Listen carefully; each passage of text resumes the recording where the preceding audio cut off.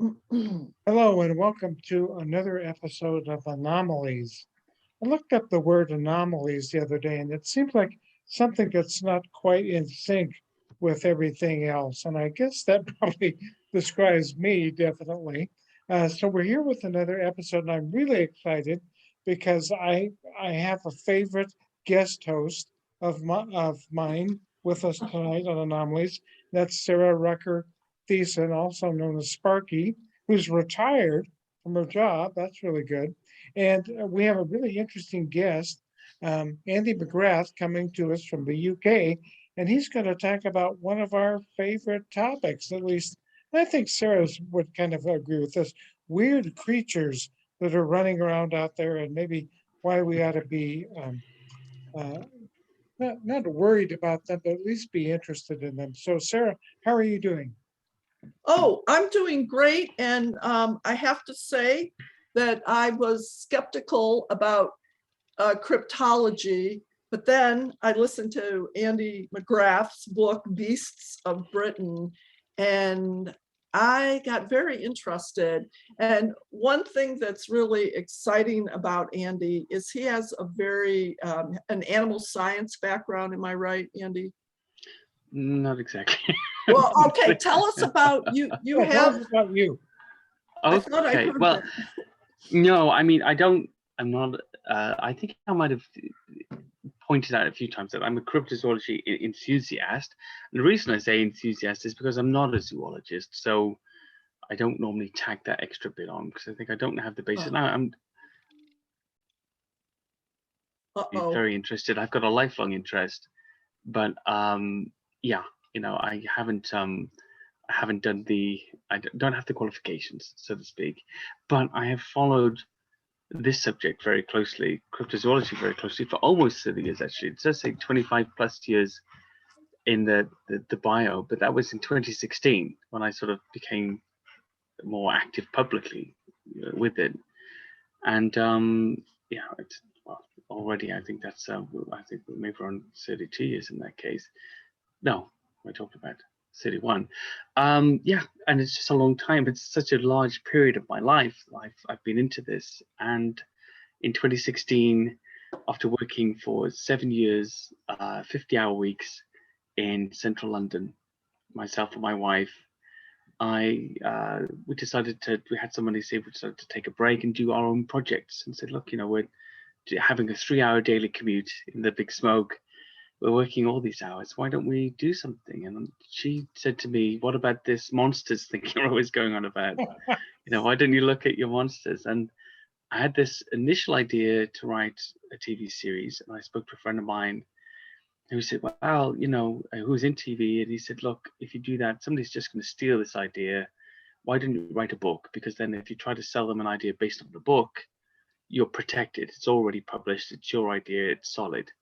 I said, fine. And then I came up with this name. Well, I'll do this Beast of this place, Beast of that place. And the first one was Beast of Britain. Mm-hmm. And that's what I started with. And initially it was intended to be that Beast of Britain, Beast of North America, Beast of South America, and so on and so forth. And I started writing this book. And immediately somebody in the US said, oh, I've got this podcast. I hear that you're writing a book, because I was releasing blogs from it as I was writing it. Do you want to come on and talk about Bigfoot in Britain? I was like, well, sure, yeah. I've just kind of touched upon this subject because I myself had just entered into that realm of realizing there were all these stories in the UK about Bigfoot and the Woodwows and Green Man and things like that. And it just sort of snowballed after that. For some reason, the lovely people in the US tended to like having me on, and I like talking to them, and it continued. 2017, I published the book, and it had reasonable success. You know, nothing big. 2 years later, after doing some conferences in the US and other places, I looked at the book again and thought, oh my gosh, you know, this has been written by a guy that has never written a book. You better rewrite this. And I sort of looked into it a bit more, and I rewrote it again and had a new cover, had a great artist, Brett Manning, to do the art and the internal artwork for the creatures as well, and based on eyewitness descriptions.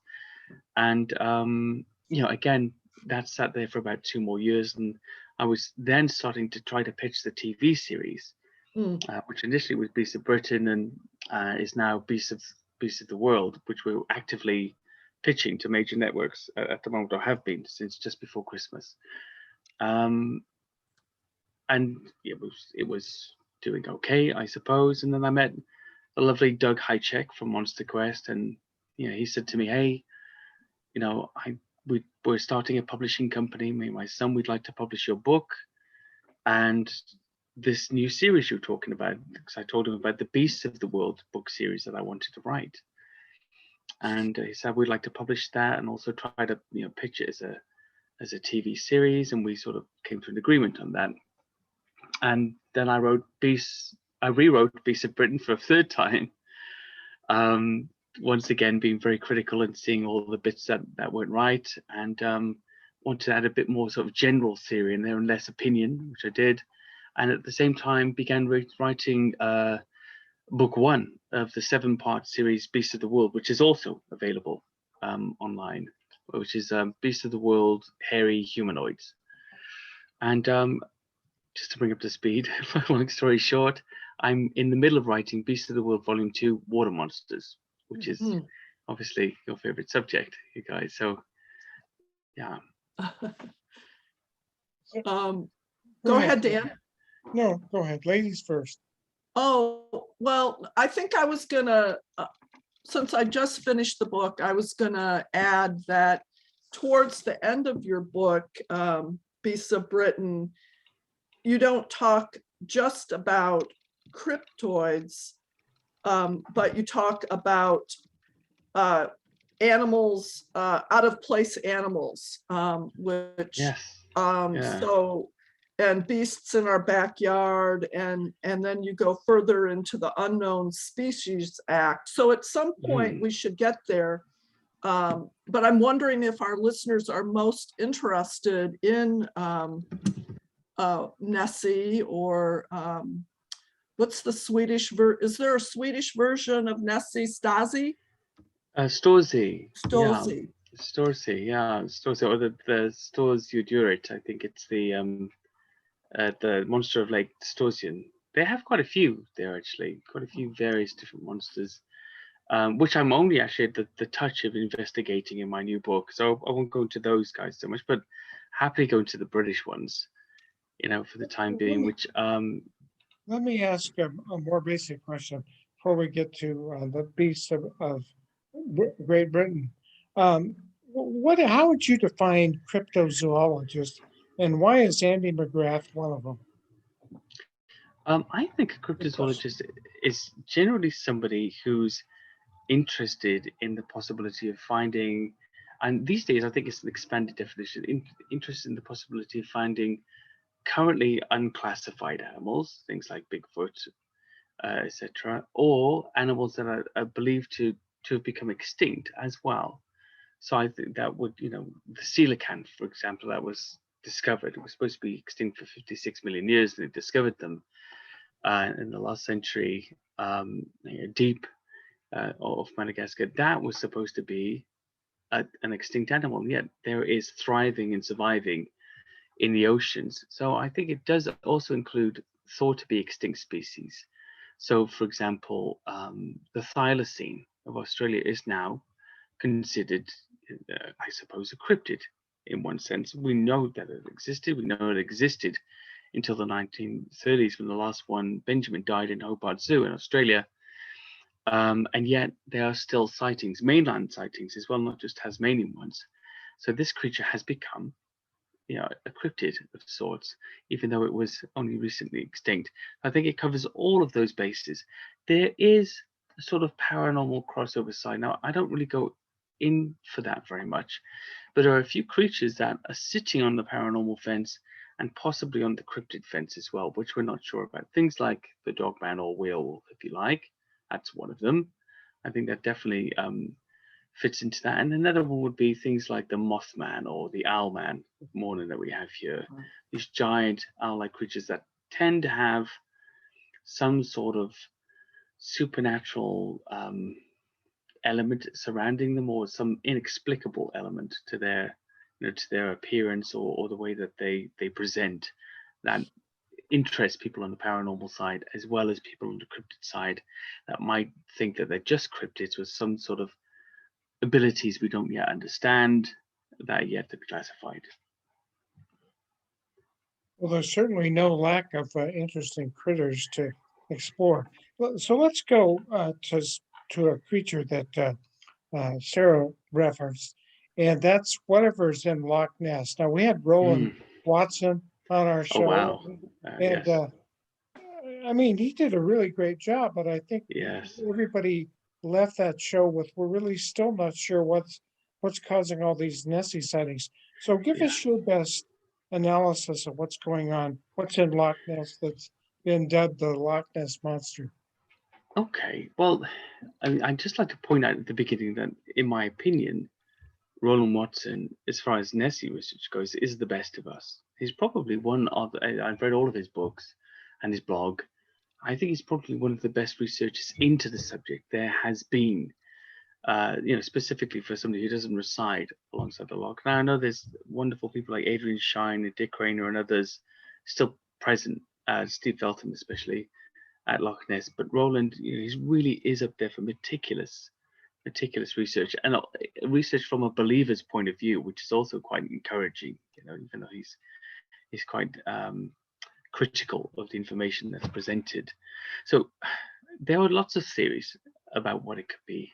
There's the catfish theory, of course. Now, the recent eDNA study more or less eliminated that possibility. There was no DNA discovered of any catfish species. The giant eel theory becomes quite plausible then, because there were massive amounts of eel DNA found in the loch. However, even a sterile eel, which sterile eels can be known to grow really, really huge, wouldn't reach anywhere near even the smaller estimates of Nessie sightings. Nowhere at all. And then there's the problem with the neck and head sightings and the humps. These don't really match eel proportions in any way. A seal would go quite far. Seals do get into the loch occasionally. Grey seals often appear to have sort of quite a long neck, actually, longish for a seal, and their uniform or mottled color sometimes, I suppose, could put somebody off the scent, somebody unused to seeing a seal in such a location. That's another possibility. Otters have been suggested. I think that's really implausible. Eurasian otter, I mean, it's very small.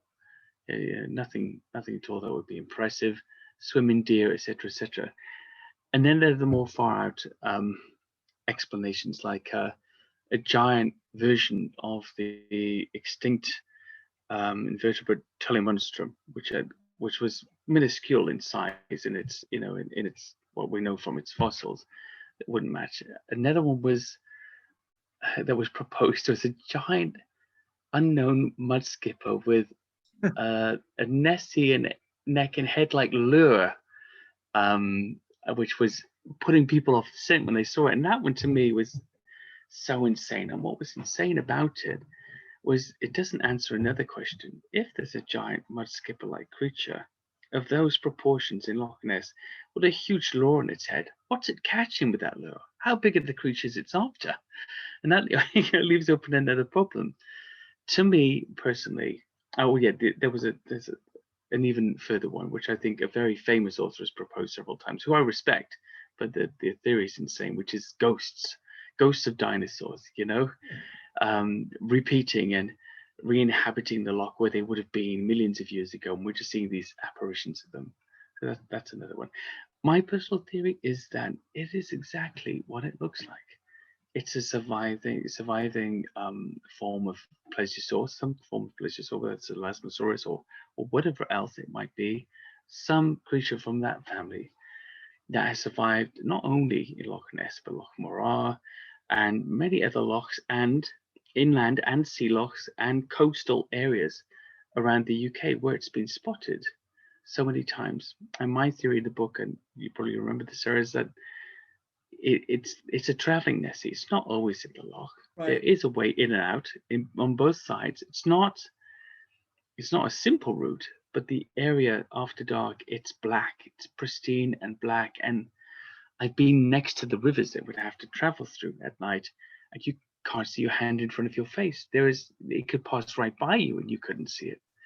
So my argument's always been it comes in and out periodically. I don't know if it's following the fish stocks like the salmon run and the trout, because there is a salmon migration and an eel migration that takes place in the loch as well. But I think it's one of these creatures. It's always inhabited the loch, infrequently, and others around the UK and other places over the years, and that we generally see it when it's visiting, when it's there, and the quiet periods are when it's not there. So that's my not too popular theory on the identity of the Loch Ness monster. Well, I think there are a lot of unpopular theories about all kinds of things, but they're very interesting. The idea that there could be a relic dinosaur in Loch Ness is pretty interesting theory. Sarah, jump in here and either keep going with Loch Ness or something else. I was just going to say, I mean, first of all, I want to say I thought your book, Andy, was very well researched.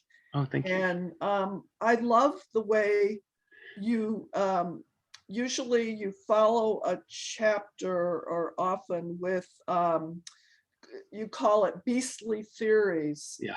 So you're not trying to persuade your reader to your point of view, but you're kind of going over every possible explanation.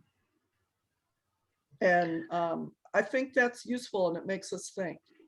Oh, I mean, that was missing from the original two versions, at least in that format, and it's what I've placed in the new book series as well, simply because I realized, especially in the case of Nessie, actually, as a fan of this particular cryptid in a special, I was less objective in the way I was looking at things. I was less objective, and I was more hopeful of a reality, this beast to be in reality. And one of the things I learned in this huge uphill learning curve over the last few years, not only with witnesses but with theories, is to be perceptive, or at least to be try to be objective.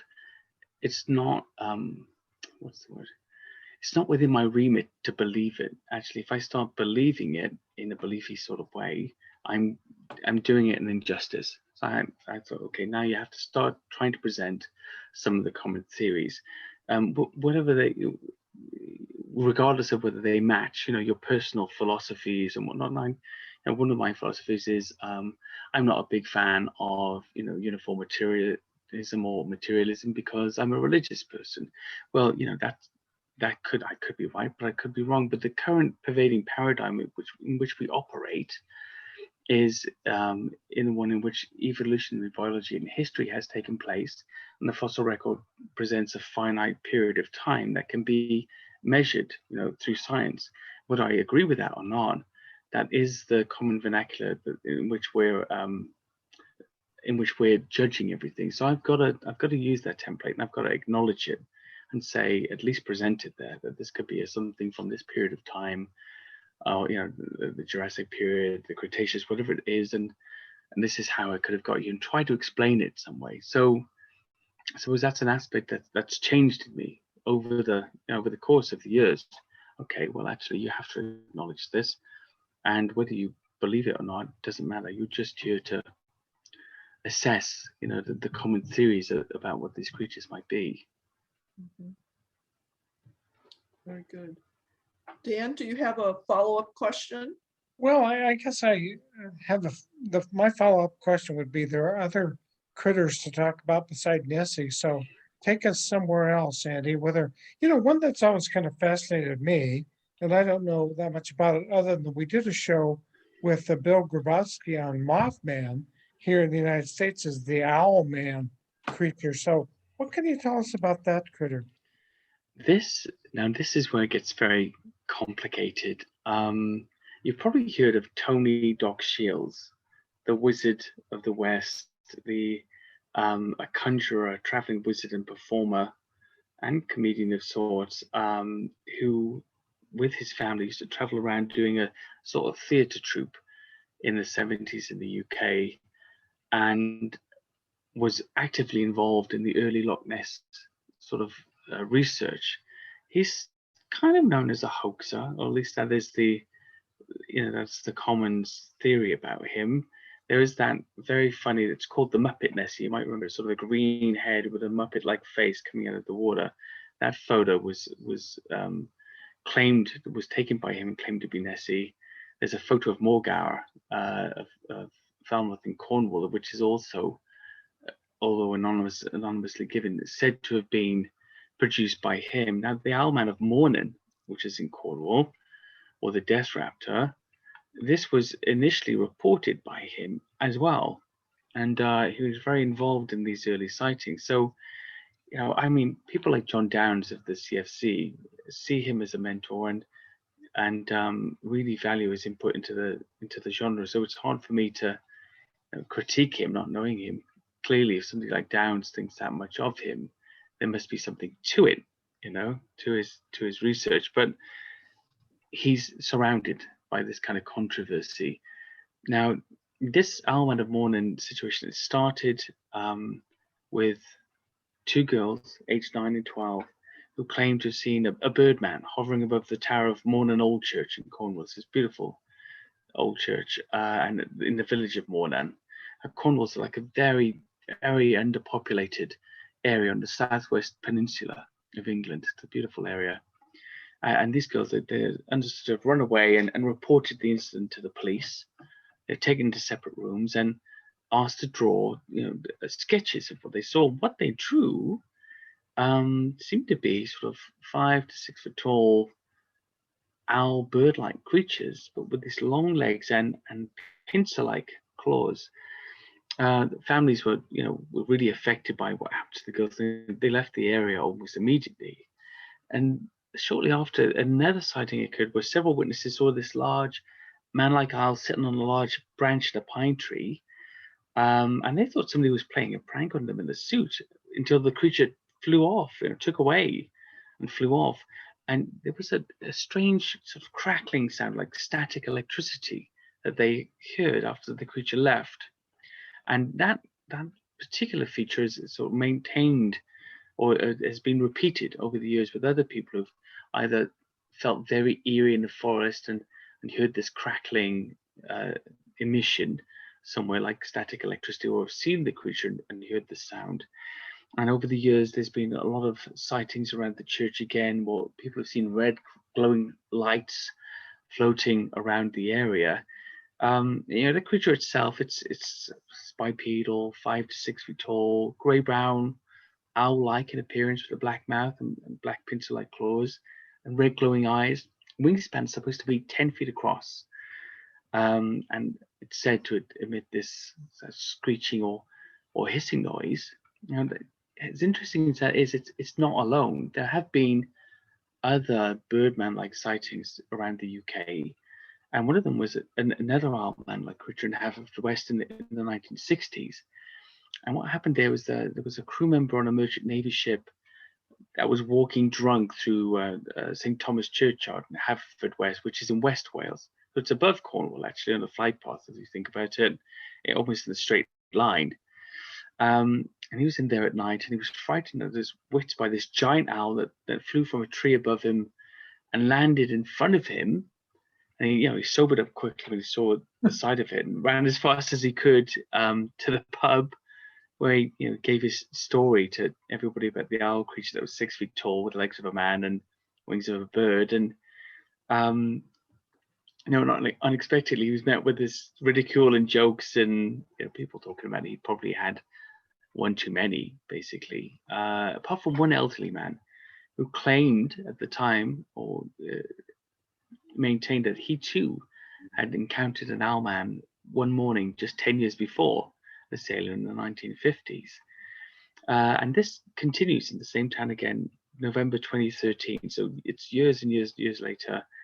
There's a young couple walking through St. Thomas's Churchyard again, and they encountered this large feather-covered man that descended from one of the trees and ran through the churchyard, and they fled in terror. initially with the man. It was because it was a male and female couple returning later with a friend and a camera to try to catch a picture of the creature, but it was gone, essentially. And these two sightings, they are the tip of a huge iceberg of winged humanoid or strange winged creature sightings all around the country. Have been taking place for many, many, many years. And it's not just things like that. It's these strange bat-like creatures or even pterosaur-like creatures, being seen up until I think it was 2017 most recently, flying through areas of Woodchurch and Shropshire. Oh my. Yeah, that's what I think. Oh my. I think that was one of the reasons why I sort of twisted my nose, like Mothman, or in particular is who I first heard about. I was just like, oh no, that is not a place I want to go. No. Well, Sarah, I suppose the sightings aren't common, so your likelihood is quite low. But yeah, I mean, for those who've seen them, the experience has stuck with them, so to speak. In a bad way, kind of thing. In a bad way, yeah. Yeah, absolutely. What other interesting cryptids that people in the United States may have no idea at all exist, but you have looked into? Well, I will talk to you about the Bigfoot sightings in a little while, but first of all, I'll just tell you about a few werewolf sightings. Now, there's a bit in the book, a chapter in Beasts of Britain called Dogman, Rebranding the Werewolf. And I called it that because, essentially for all intents and purposes, what we call Dogman these days is essentially a rebranding of the werewolf. It's embarrassing to say werewolf, so we've come up with this Dogman creature instead. And I know there are people that pick out little differences physiologically about what they're supposed to be, but it's the same sort of creature, an upright type of wolf, isn't it? Now, there's a great sighting when I investigated near London here in Camberwell Old Cemetery. I talked about this one a lot, but it's such a good sighting. I initially heard about this through Linda Godfrey, and she reported about a man in 1996 in October who was cutting through Camberwell Old Cemetery to see a friend. Now, this old cemetery, I've been there, I've been through it.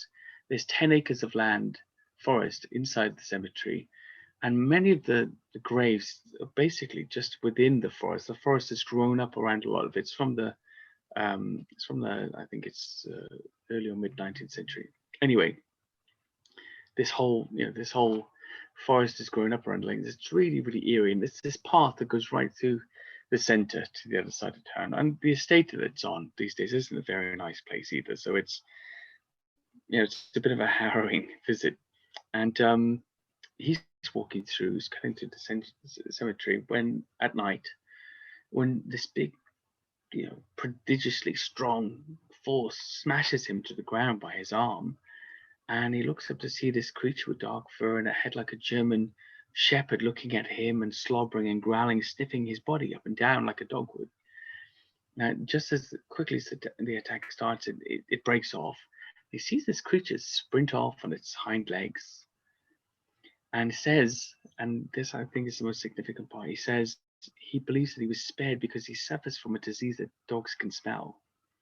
Oh. Which is such an odd, I mean, when you're looking at witness statements, that kind of little clincher that's a really strong plus. It's not something somebody making up a story would normally add. So some years later, after this first encounter, two women are walking past the cemetery. That's either 2004 or 5. It's a summer's night, around 11:30 at night. They're walking up Underhill Road on the cemetery side. When they hear this really loud, weird noise, like a growl, coming from the cemetery, they turn to look. And there's a large tree in the corner of the cemetery that's shaking violently, as if something really powerful has got hold of it and is shaking it with all its might. And they're looking at the tree, thinking this thing's going to be ripped down, basically. And there's this big growl, and they flee, in different directions up the street, away from the location of the cemetery. And what she said to me, the witness, one of the ladies that reported it, was that they instinctively knew they had to get as far away from the fence of the cemetery as possible. And there was something really sinister happening in there. And they never walked past the cemetery again while they lived in the neighborhood. And inside the book, I don't know if you saw the pictures yourself, Sarah, when you were reading or listening to it. Obviously not when listening to it, but there's a few pictures of the cut through in the cemetery where I think this initial chap must have been smashed into the ground. Now, there's a few theories on what the dogman can be, and I elaborate on it a bit more actually in the new book, which is perhaps taking a leaf out of Lauren Coleman's Field Guide to Bigfoot and Other Mystery Primates. Is this a form of giant monkey, something that may now inhabit the temperate regions of Asia and the Americas still? When you think of things like Bekbok or Salvaje and Nash in South America, or the Crawdan and Bekbok in Asia and Salvaje and Nash in South America. It's dog-like, it's got a baboon-like face and pointed ears. Is it something like that we historically have mistaken for an upright wolf, in our folklore when we've encountered it? And is this a creature that's now functionally extinct in Europe, in the old world, whereas sightings are very few and far between? Could it be something like that? I don't know. Or is it a form of how can I put it? Could it be more of a type of resurgent folklore that we're experiencing? So is it? You see that a lot with fairy folklore at the moment. There's all these fairy whisperers and fairy farms coming up, and YouTube is littered with all these fairy whisperer clips where essentially they're not really showing anything, but there's a whole cult that's grown up around it again. People that want to believe in fairies because the world is difficult and it's a wonderful escape. Is this resurgent folklore we're seeing? One can't really help but notice, having got into this scene just as Bigfoot was really still peaking, I saw the change over to Dogman and the change over to Mothman and this rake thing recently, and you can't but help notice people sort of jump camp, in between the researchers, and then the sightings suddenly explode and increase. Is it more that we're looking for these things now, that's leading to these sorts of reports and sightings? I don't know. Right. I don't know if it's too early to ask this, but I mentioned as you go through the book, and again, if you've just joined us, we're talking about Beasts of Britain with Andy McGrath, and but you talk about essentially animals, snakes and spiders and various things are showing up in countries where they don't belong, right? Animals out of place. But and you can give, the book has many examples of this. In Florida, we've experienced this for sure with, is it the pythons that have invaded the Everglades? But I guess I was thinking, okay, why did Andy include animals out of place in a book about cryptoids? And I have my own answer for that, but do you want to say more about that? Yeah, the reason for it, actually, and somebody pulled me up on this when I first released the first version. It was intentional. Yeah. And it was because I wanted to, these also were animals that weren't supposed to be in our country. So there's two sections. One is out of place animals, which basically talks about things like, big cats, kangaroos, wallabies. There's a wallaby population in Britain. You probably don't know that. And, there's all these different creatures that have come to live with us, but there's also so many exotic pet owners we've had over the years that have released things, as well as other things just occasionally, coming to our shores. There was a crocodile in the River Avon, for several years since February of 2014. It hasn't been seen for the last few. I imagine it's probably died by now, but for at least 2 or 3 years, there were several sightings and little bits of footage of a reasonably sized crocodile, 6 foot long, swimming around the River Avon, and occasionally crossing between the stream and the river. And people saw it, even I think there was even a local councillor that saw it and claimed to have evidence of it. And the other things like there was a great a rhea bird named Ron the rhea that was on the run, and I think he's still around actually in Hampshire in England. It's not far from me, since 2012, and just some great things. I wanted to tell people, occasionally when you see some of these cryptids out there, things you might think of something else, when also consider there are quite a few escapees around the UK of animals that are roaming wild, or occasionally, especially with rivers and coasts and seas, creatures coming into our coasts and rivers that aren't usual for this part of the world, and yet they do visit from time to time. So we had Benny the beluga whale was in the River Thames. That's where I am for, gosh, I think about 6 months all in all. He really loved it there, and he was there between 2018 and 2019. Most recently, we had Wally the walrus, swam down from the Arctic and stayed in Ireland for a while, and in Wales, and he was in Cornwall, capsizing people's boats accidentally when he needed a rest, and all these wonderful things. So I wanted to tell people there are unexpected things around to watch out for. It's not always cryptids. But then there's also a section where I looked at beasts in our backyard, which is animals that some people now accept as being regular British species that are not from here, and they've just naturalized into the country. So this is a possibility. So we have the rose-ringed parakeets. In my area in Surrey, there's thousands of them. I'm just used to seeing parrots flying all around the place, and yet, parrots don't really belong in England.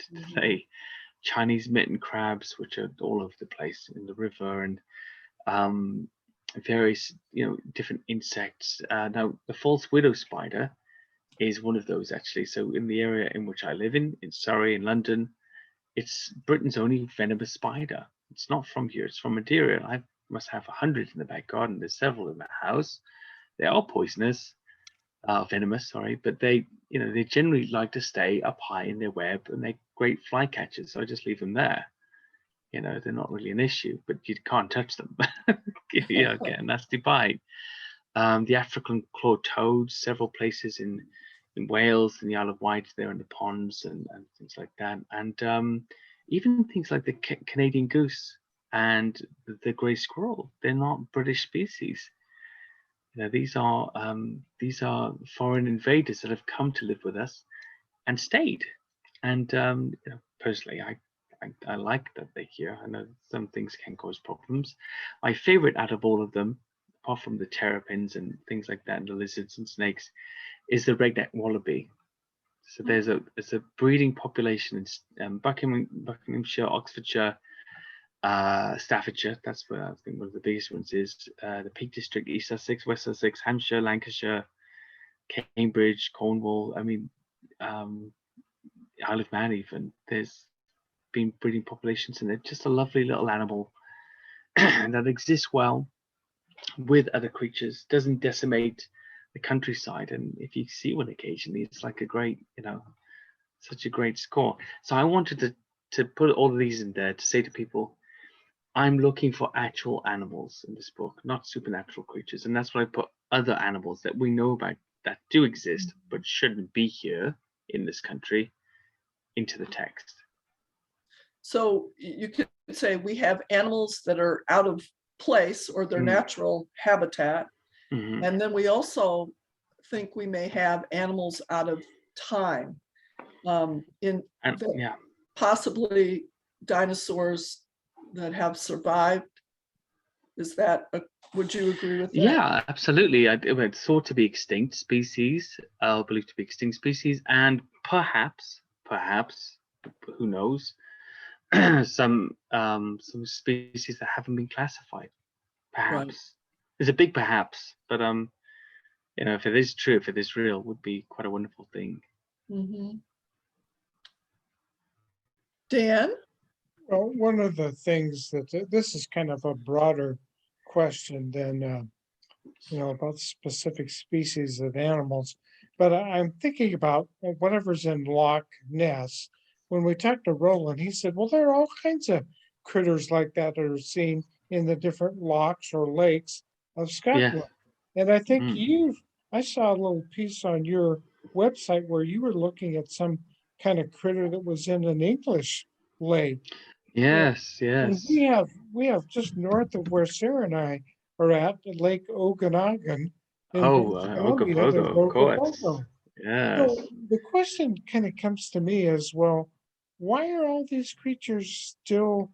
And part of the answer could be, well, it's just folklore, and these things don't exist, and people are misinterpreting, whatever.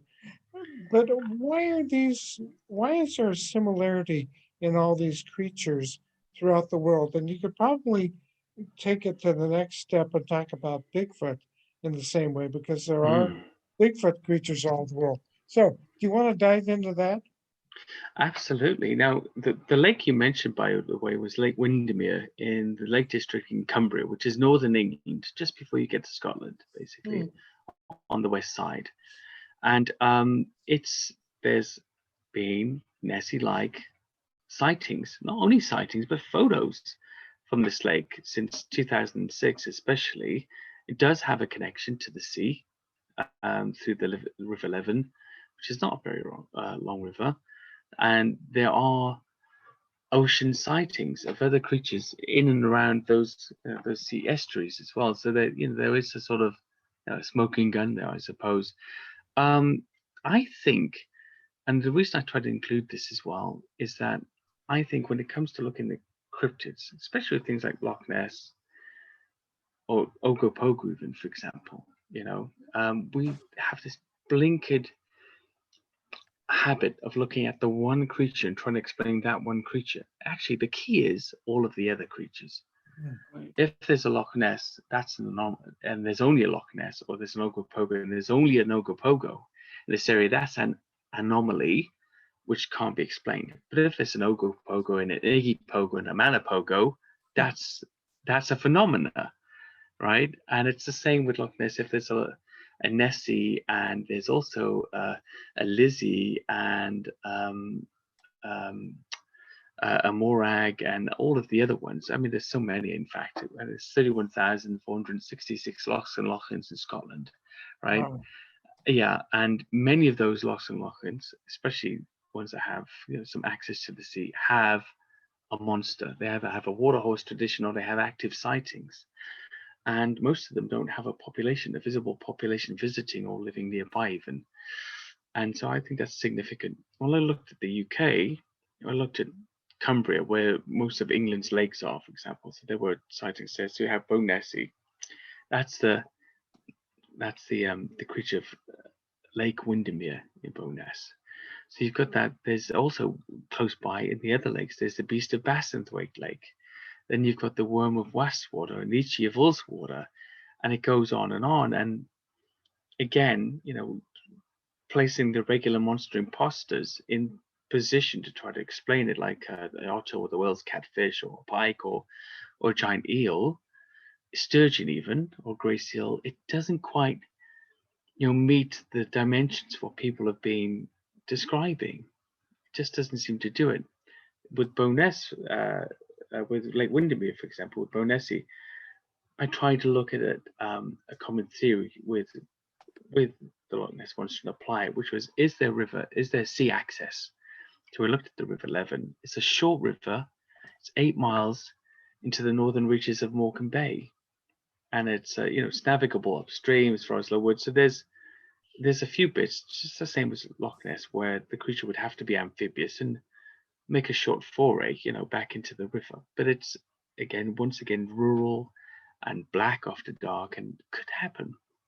Maybe when the river's in flood. I don't know. It's a noted salmon river, and again during spawning time, you can see this fish leaping, and that correlates with Loch Ness, where nearly all of the sightings aren't mid-loch sightings, are near river mouth villages where there's salmon and eel and trout runs moving into the deep water from the rivers.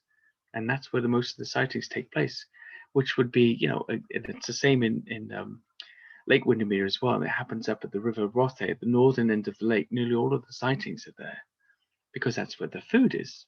And I started thinking to myself, okay, here's a pattern that we could follow.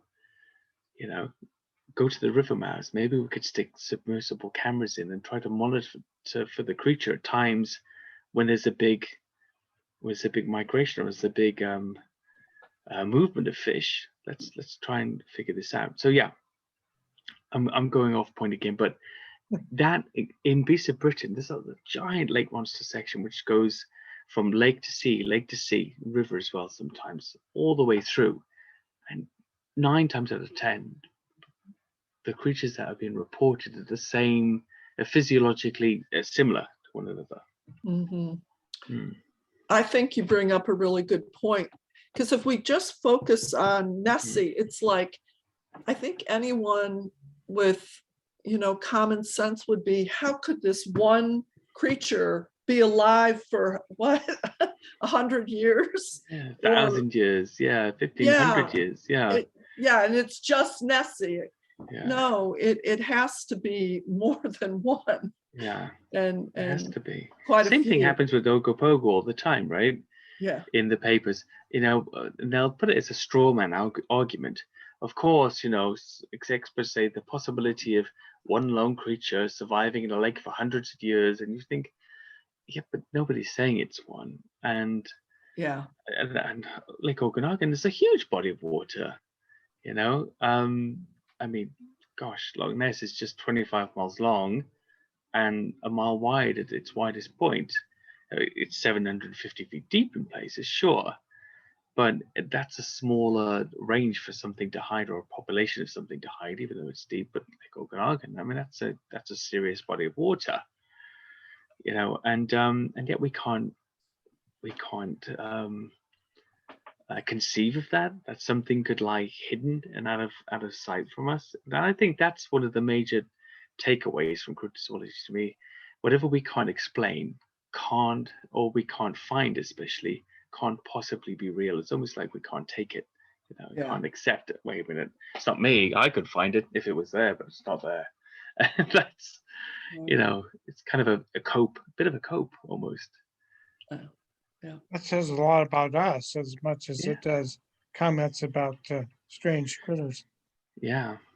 Do you want to take us to now, Sara and I live in Washington State, and if we propose this at the legislature, not that Sara and I would do this, but if we propose making Bigfoot or Sasquatch the state mammal, we'd be laughed out of the legislature. A lot of people don't believe it even exists, but I've been on expeditions with the BFRO, and I'm going to tell you it probably does exist. So when I first heard about sightings of Bigfoot-like creatures in Scotland, I went, no way, that's not going to happen. But then I got thinking, well, wait a minute. There are yerns, yowies, almasties, there are yetis, there are Bigfoot-like creatures all over the world. So why aren't they in Scotland? What can you tell us about hairy creature sightings in the UK? Well, they're nationwide for a start. They don't seem to be very present in Wales, actually, of all places, strangely. But that, I don't know if that's to do with population and the way that the country's inhabited and travelled at all. Because Scotland, for example, has 5 million people. Only 1.9% of the entire landmass of Scotland is urban sprawl, which includes railways and roads and motorways and the rest of that stuff. So it's a place that's largely uninhabited, but it's popular for hiking and visiting and walking.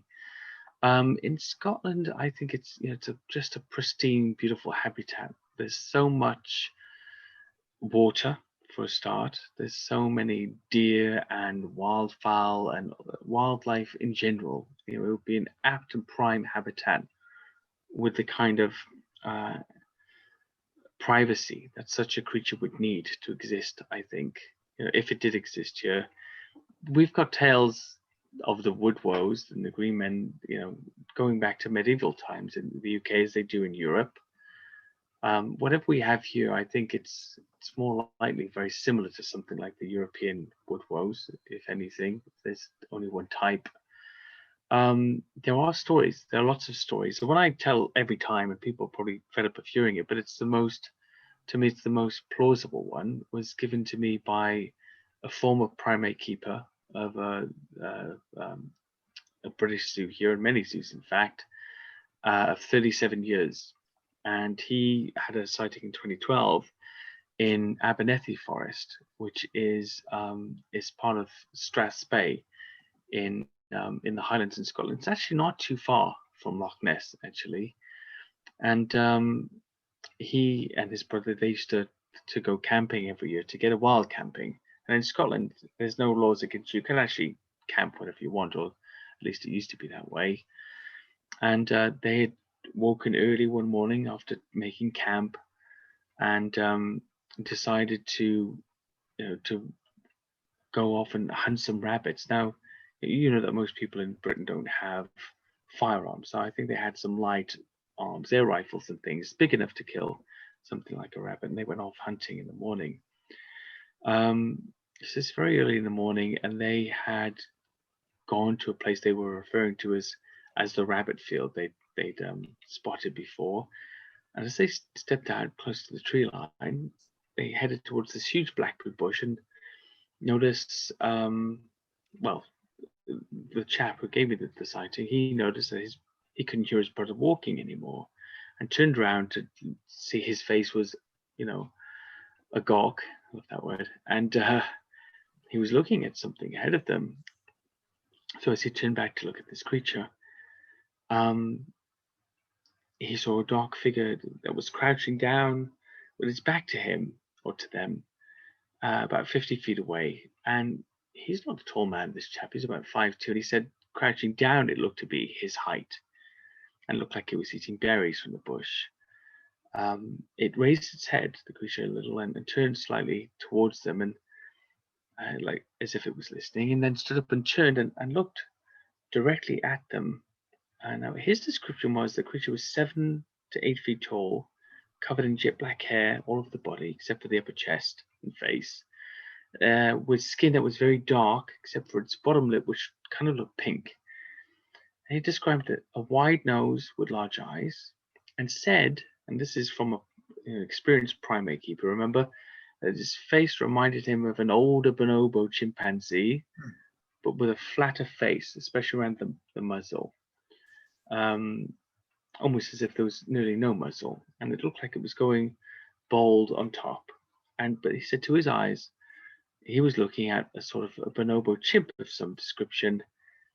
That was 4 foot across the shoulders, with long hair on the forearms and the chin, and with a big, stocky body like a gorilla almost, but upright, completely upright. Said he dropped down onto one knee after looking at the creature for what seemed like forever, and put his rifle down, and the creature turned off and walked into the tree line, looking back a final time to, I suppose, see if they were following after it. He turns around to find, to talk to his brother about what had happened, and realizes he's gone. He's scarpered. He's left him there. And when he gets back to the camp, his brother's already packed all of everything up, is working on his pack, and he wants to head out. Now, this guy is a primate keeper. He wants to stay and look for the creature, right? Of course he does. But his brother won't stay, so they leave. And, not insignificantly after that, he became a very avid Bigfoot hunter in his spare time, in the UK. What he mentioned to me was, as someone who'd worked closely with primates for so long, he believed that what he saw was a simian, not a hominid. It wasn't human in any form. He said it was like a big ape, basically, like a gorilla body, but upright, with longer legs, and this flat, this bonobo-like face with a very flat muzzle. It's amazing. That's an amazing qualified sighting from somebody who's eminently qualified to make such an assumption. You've probably heard that Skamania County in our state, Washington, considers itself a Bigfoot refuge.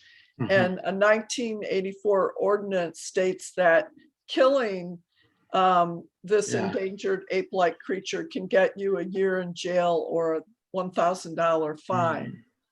I think So- I think I put it in the book actually at the end. Oh, okay. I think I noted it in the places that had made laws to protect animals. Oh, okay. Maybe I forgot it. I'm sure it was on my list initially anyway.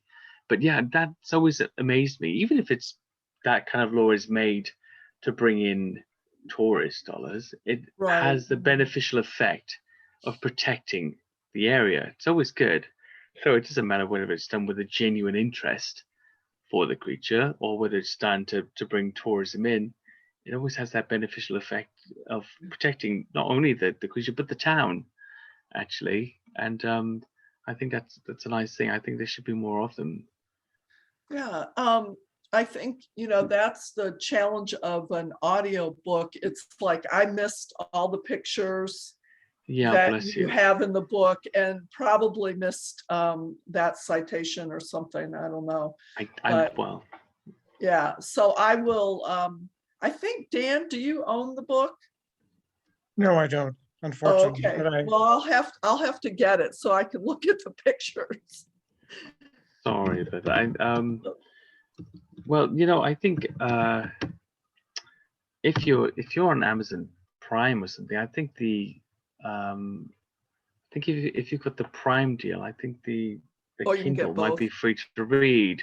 Because I'm sure there's a reader's version of it as well. Oh, yeah, oh, I yeah. don't quote me on that. And on one of the platforms, if you've got Okay. it, I think it's free to use on Kindle. If you've signed up to the Kindle deal or whatever it is. Right. And there's various versions. I think there's a Barnes and Noble version as well. Right. This Unknown Species Act, just to go into that, by the way, it was kind of funny because it was oh, there you go. Yeah, I'm on that section. Bigfoot. The Board of Commissioners in Skamania County, Washington, voted that killing a Bigfoot would incur a $10,000 fine and 5 years in jail. I wrote. Oh. Maybe I got that wrong. Well, Maybe it's changed. I was looking at something I found on the internet. I was trying to be smart and fancy.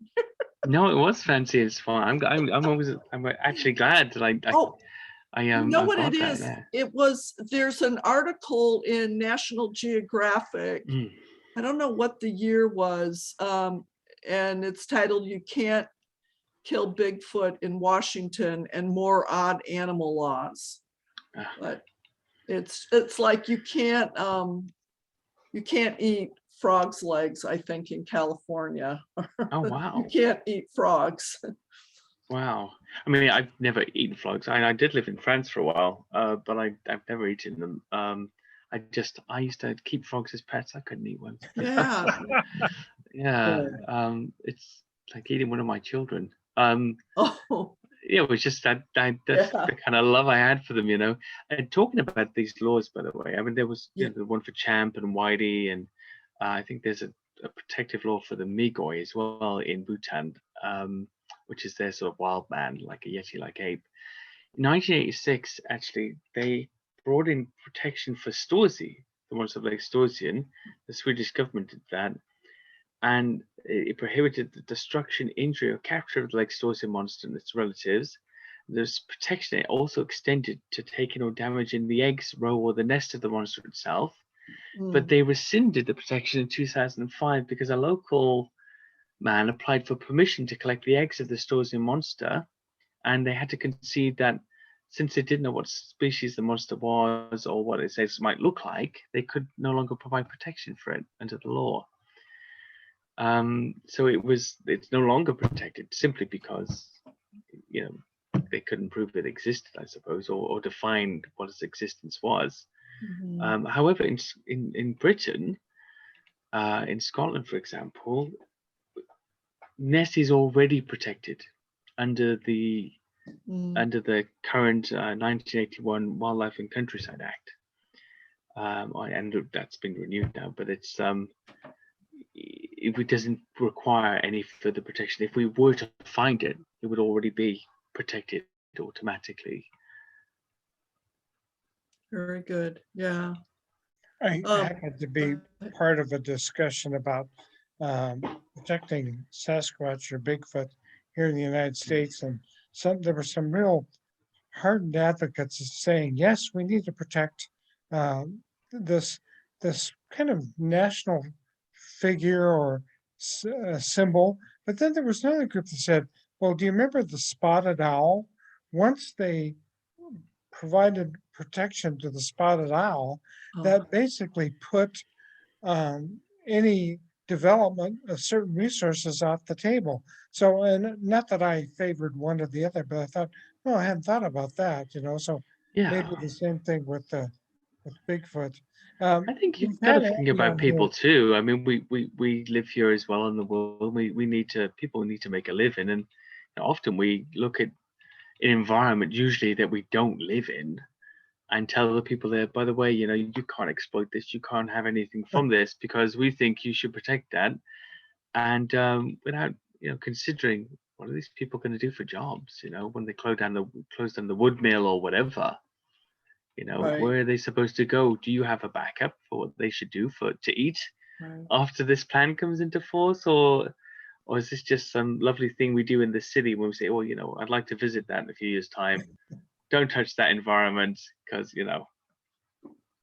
ecology or whatever, which it's noble. Of course, it's noble, but maybe we don't look at the whole picture. Yeah, they're We're practical. asking people to make these sacrifices. Yeah. To that. So we've had Andy on here for over an hour now, and I'm thinking that with the time differential, Andy's thinking to Oh, yeah. himself, hey, when can I go to bed? And quit I'm talking to good. these Americans about all Well, these figures. Do you have anything final for Andy, Sarah? Yeah. Well, one, occasionally I get to England or London, maybe. Where now? Are you in England? I'm Or in where? London. Yeah, You're in London. I'm just outside of London. I'm literally 100 yards over the Surrey border in London and in West London. Yeah, and I've been here for 13 years, I think Oh now. yeah. Well, maybe I'll look you up You with my husband. Sorry, if you're ever close by, I work in the city as well, so in a nice part of town. If you're ever close by, and this actually goes for anybody who's visiting London and they're about, and if I'm around, and you're not a kidnapper, Yeah. send me a message, and if it's good, I'm free. I'll always come say hi. Well, your warmth and authenticity really comes through. You're Thank you. a great listener. And I do have one more question. So you mentioned you have daughters. Yes. And how old are they? They will be, and I'll say their coming ages because it's nearly their birthdays. They will be 9 and 6 next month. Okay.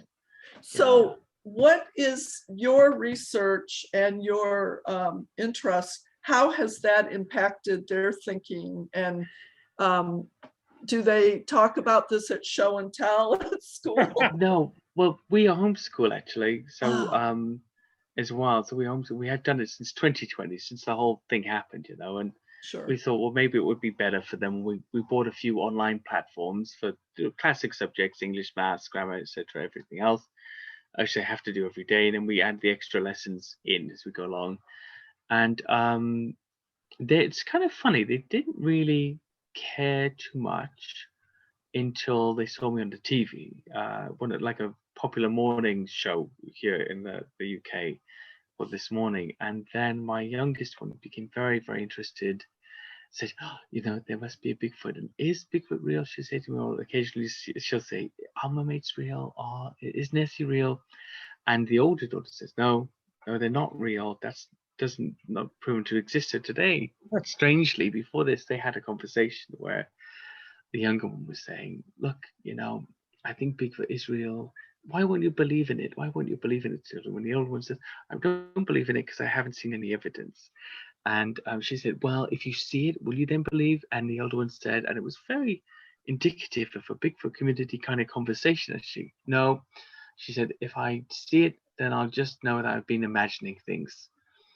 And Oh, and I thought, wow, this is a great sort of world dichotomy of how this subject sits with people.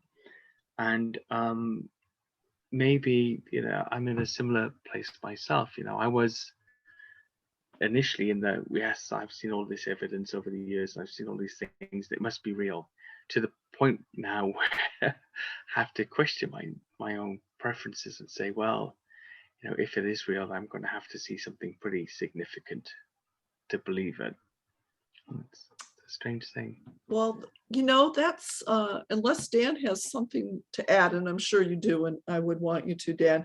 That's a poignant place to end, because like you said, it kind of describes the community that's interested. Yeah. Well, Out of the mouths of babes. Yeah, they nailed it just before they went to bed.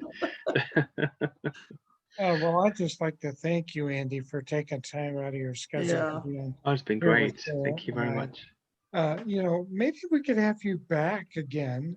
I'd love to. If Yeah. particularly now, I know this week Dave and I are going to do a show with a previous guest, Laura Vanzuli, and Laura lives in the United States, but she's from Argentina, and so she's going to talk to us about the cryptids of Argentina. Yeah. So and maybe there's certainly a broader worldview about this, but thank you very much for being on with us. No, thank you both very much for having me, and it's been lovely. A nice way to close off the evening. Thank you very much. Yeah. And if you ever get to our neck of the woods, which would be probably Seattle more so than Olympia, I don't know what. I definitely plan to go that side. Our neck of the woods, look us up and we'll take you out for dinner.